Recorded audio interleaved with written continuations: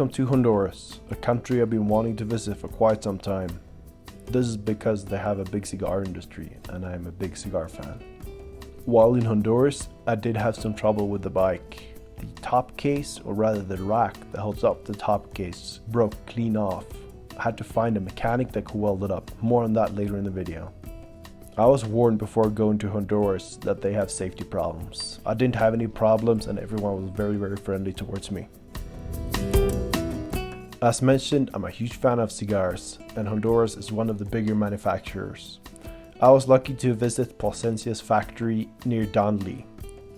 Cigars have really been a big part of the history of Central America.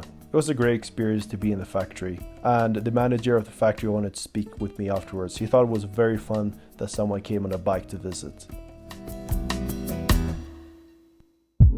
And for those who are interested, this is how I stored my cigar during the trip.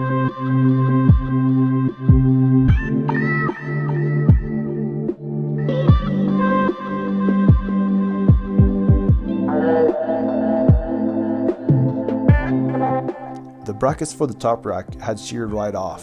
Sort of odd, I never overloaded the top case, so I don't know how it happened. I did later contact SW-Motech and I did get a replacement, even though it was a bit of a hassle getting the replacement because they didn't want to ship it to Central America and they didn't want to ship it to Sweden. They could only ship it to the US, which is odd for a German company. But meh, that's life.